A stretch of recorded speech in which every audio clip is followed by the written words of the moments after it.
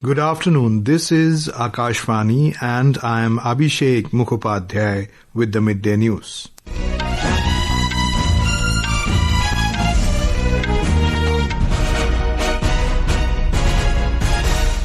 The headlines. Prime Minister Narendra Modi leaves for China to attend the SCO summit after concluding two-day visit to Japan, says India-Japan friendship may scale newer heights in the times to come. Prime Minister Modi meets governors of 16 prefectures in Tokyo today, urges them to participate in India's growth story. Union Minister Piyush Goyal hails GDP growth numbers of 7.8% in the first quarter, says India is a global growth engine fueled by reforms and resilience. 11 people, including 7 members of a family, killed in 2 separate landslide incidents in Jammu region. IMD forecasts heavy to very heavy rainfall at isolated places in Himachal Pradesh, Punjab and Uttarakhand today.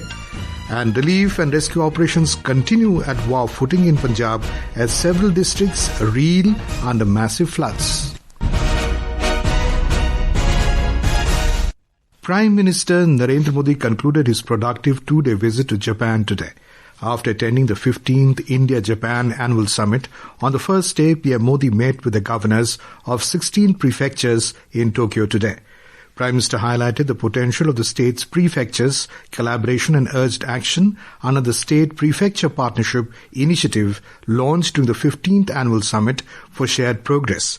Prime Minister Modi urged the governors and Indian state governments to leverage the new initiative and forge partnerships in the fields of manufacturing, technology, innovation, mobility, next-generation infrastructure, startups and SMEs.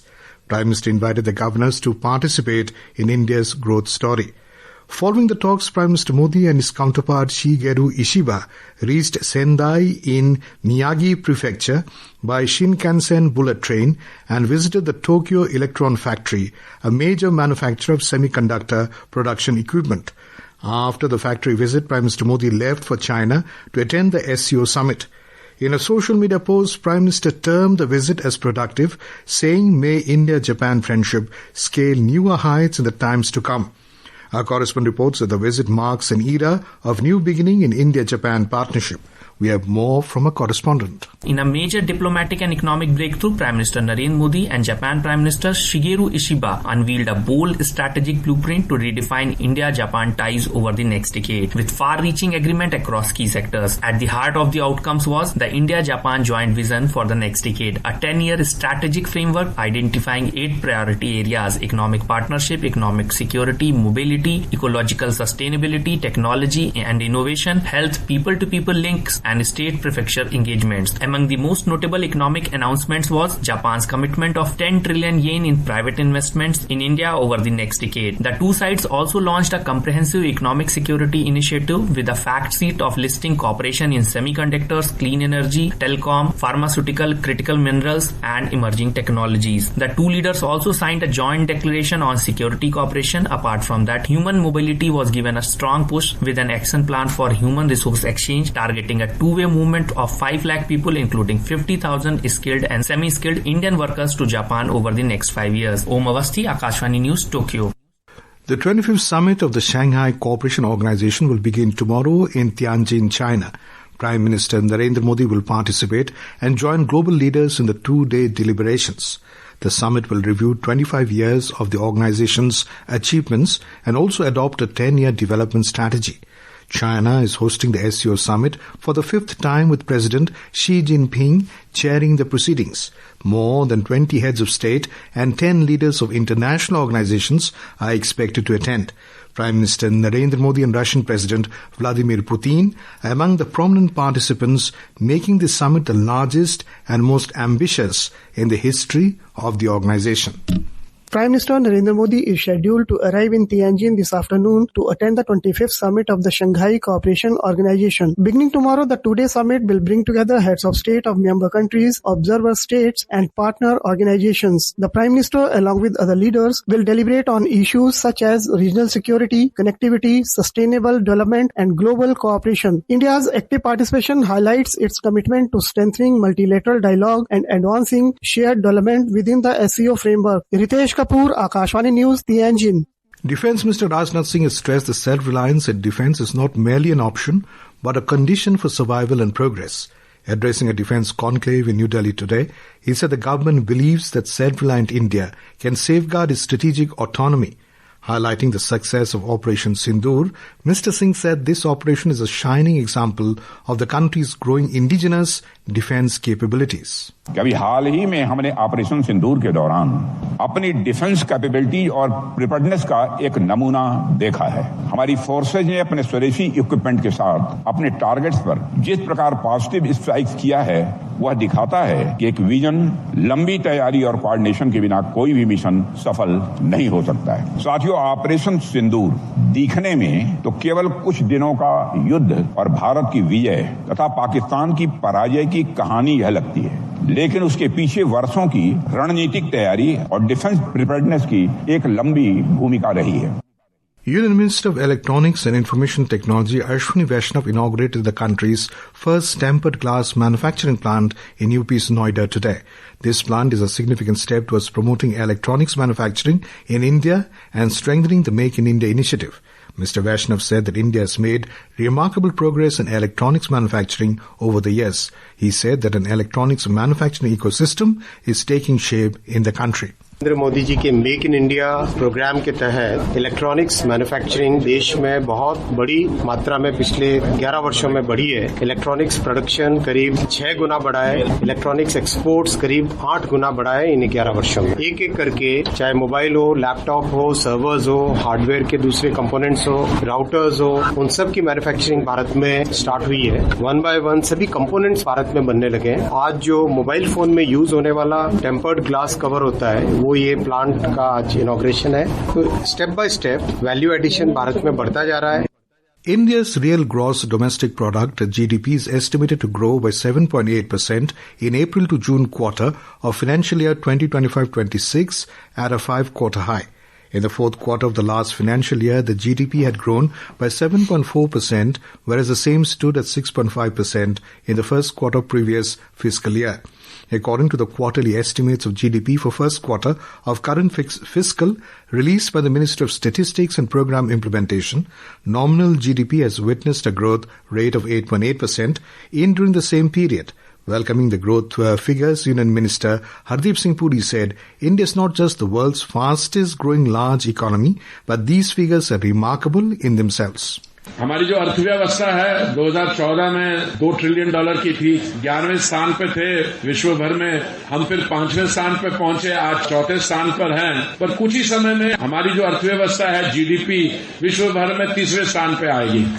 Union Minister for Commerce and Industry Piyush Goyal said India is a global growth engine fueled by reforms and resilience. Bharat एक ऐसा उभरता हुआ देश है जिसकी economy, जिसमें opportunities इतनी बड़ी मात्रा में बढ़ने वाली आगे आने वाले दिनों में कि यूरोपियन यूनियन हो, एफटीए का, सऊदी अरेबिया के साथ भी चर्चाएं चल रही है। वो तो चाहते हैं 6 के 6 खाड़ी के देश एफटीए में एक साथ आ जाए। पूरी दुनिया आज आपके साथ व्यापार बढ़ाना चाहती है। ये भारत के निर्णायक नेतृत्व में है। ये जादू आप सबके सामर्थ्य में, आपकी काबिलियत में है। ये जादू आप सबकी मेहनत और पसीने में है।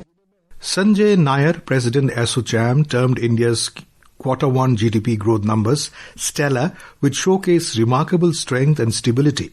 He said this performance reflects both effective policy measures and resilient domestic demand.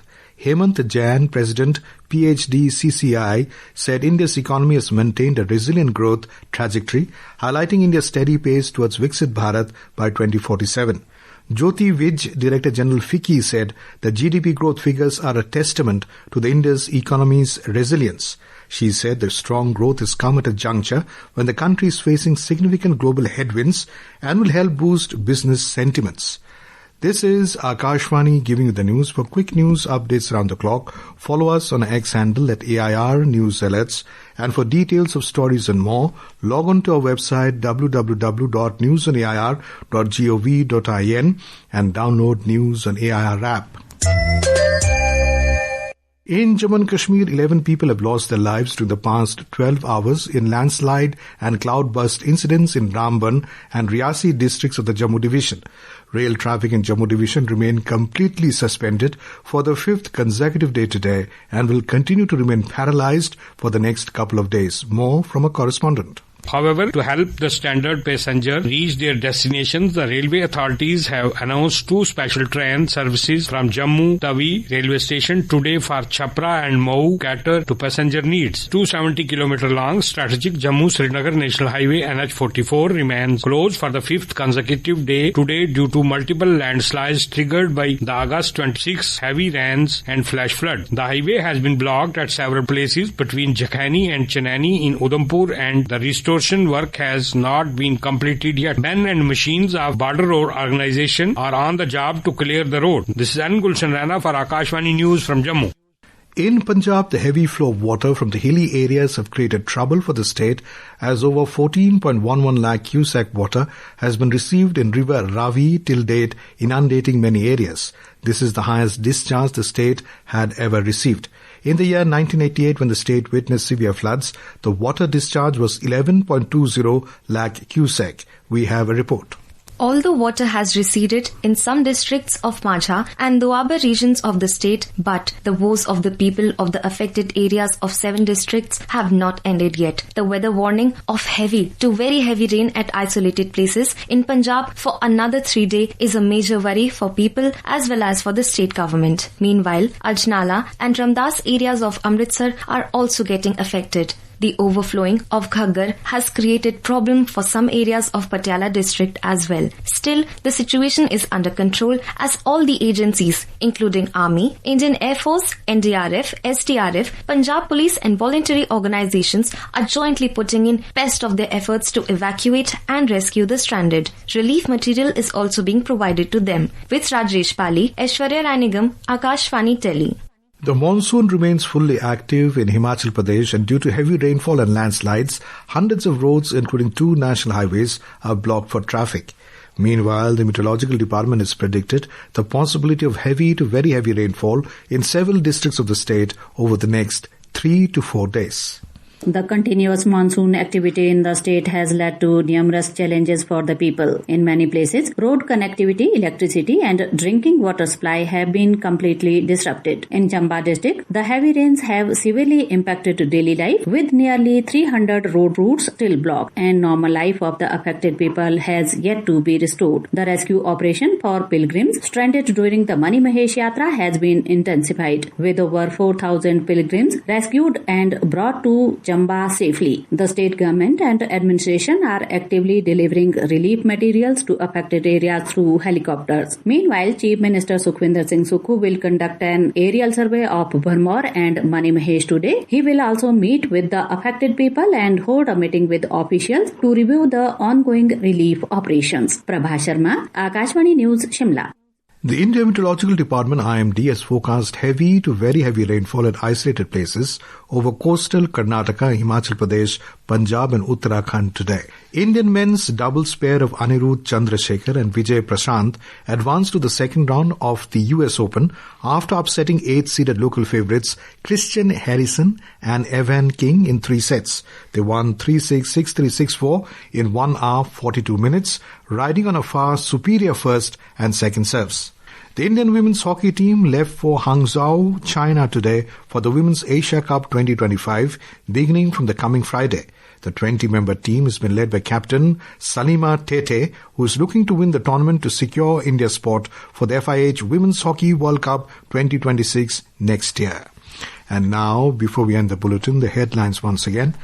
Prime Minister Narendra Modi leaves for China to attend the SCO summit after concluding 2-day visit to Japan, says India-Japan friendship may scale newer heights in the times to come. Prime Minister Modi meets governors of 16 prefectures in Tokyo today, urges them to participate in India's growth story. Union Minister Piyush Goyal hails GDP growth numbers of 7.8% in the first quarter, says India is a global growth engine fueled by reforms and resilience. 11 people, including 7 members of a family, killed in 2 separate landslide incidents in Jammu region. IMD forecasts heavy to very heavy rainfall at isolated places in Himachal Pradesh, Punjab and Uttarakhand today. And with that, we end the Midday News.